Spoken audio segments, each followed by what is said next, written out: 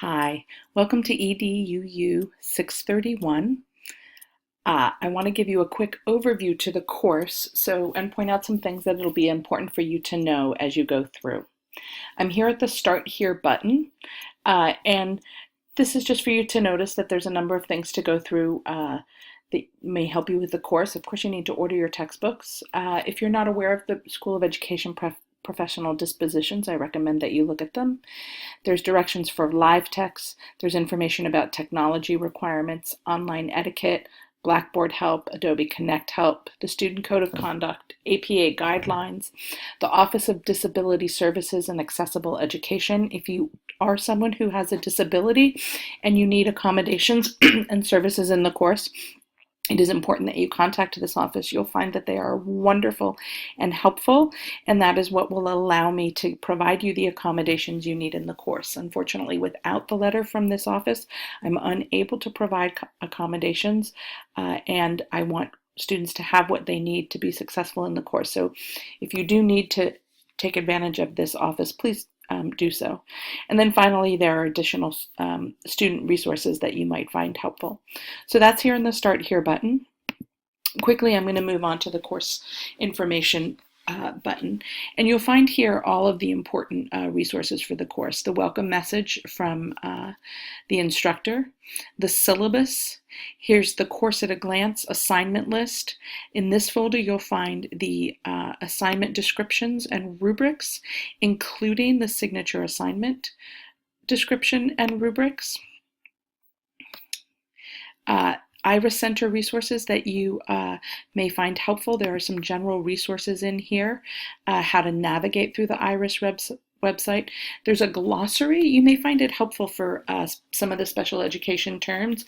If you're unfamiliar with something in this course, as you're going to be reading on a wide range of disabilities and evidence-based practices. So if you ever come across a term that you're unfamiliar with, this is a quick place where you can probably find the answer.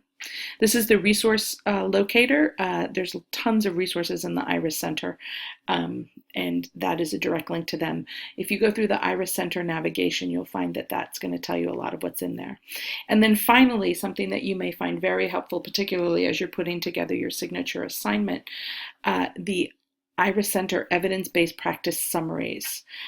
This is a whole list of evidence-based practice summaries that you'll find on the Iris Center.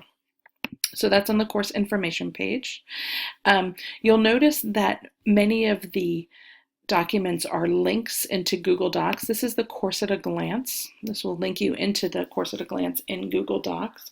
I definitely recommend that you take time and go through the course at a glance. You'll see that it tells you what the assignments are, including the readings, the discussion board. You'll be doing a wiki assignment each week, and every other week you'll be completing work in the MACE Demonstration of Mastery Research Paper module. You'll be completing work that will allow you to complete your literature review, that you will become part of your MACE Demonstration of Mastery Research project.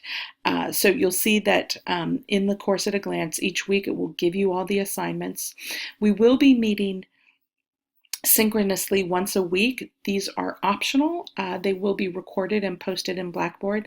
I recommend that you attend because you'll find that a lot of the information is helpful in there. So that's the course at a glance. Another thing that I want to note for you in this course is that you are going to find that there is actually quite a lot of reading. There's assigned reading in the textbook and articles, as well as you're going to be doing a lot of reading through articles and peer-reviewed journal articles as part of completing and writing your literature review. So you want to prepare for that in the course and just be aware of the expectation of a lot of reading. Your textbook, of course, you'll have to order and complete the readings in the textbooks. As you go to each week, you'll see here that each week has the topics and the objectives, as well as a folder on learning activities, the assignments, and for the weeks that you're completing work in the MACE Demonstration of Mastery research paper, there'll be a folder for that as well. In the Learning Activities folder, each week you'll see that the required articles, so if there's any required articles for the week, you'll always find those in the Learning activities folder. Then you'll also see that within the folder there's a lot of other information. In week 1, there's a link to the IRIS module on fidelity of implementation. You're going to be completing this module as part of your wiki activity this week, so that link you'll find in here. Otherwise, you'll find that there's a number of resources, and you'll find that there's a large number of resources in every week. There'll be articles that you can read, sometimes a number of articles, as well as videos and websites. Now, those are supplemental materials, and you're not required to read each of those and go through each of them in full.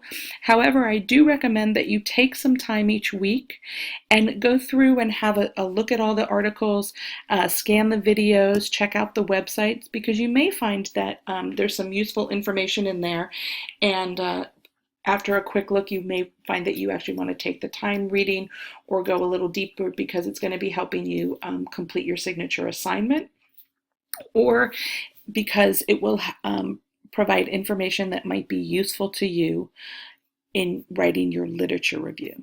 So again, while you're not required to read and in depth all of the supplemental information that you find in the learning activities, I do suggest that you take time to read through everything and see if it would be beneficial to you. At least have a quick scan and go through and spend a minute or two with each resource.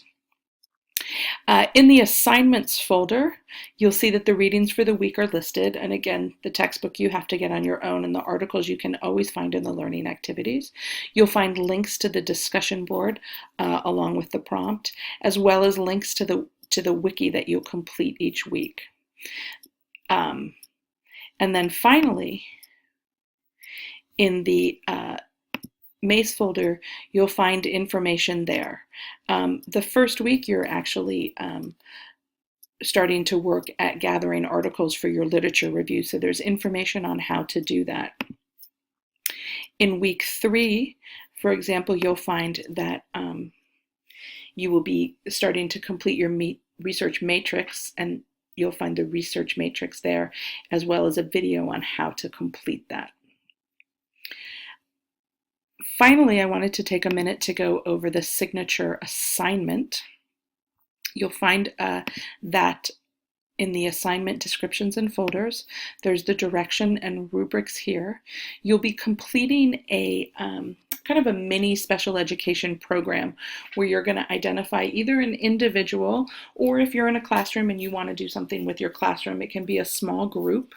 You'll provide information about that individual or small group. It has to be an individual with special needs or a small group with special needs, but you are going to be able to choose who that person is. You're going to provide information about them with their strengths and needs in all program areas. So you'll be talking about academic or cognitive needs, social emotional needs, behavioral, independence, transitional. You'll also want to provide demographic information that gives some information about their cultural and familiar information. Additionally, you're going to start to think about the program that you're going to be putting in place for this individual or small group, and write the program mission, vision, and goals. That will be submitted in week 8. You'll be creating a portfolio on Weebly, but you'll also be submitting this earlier in week 2, and that's to help keep you on track and make sure that you've got all the information and everything is clear.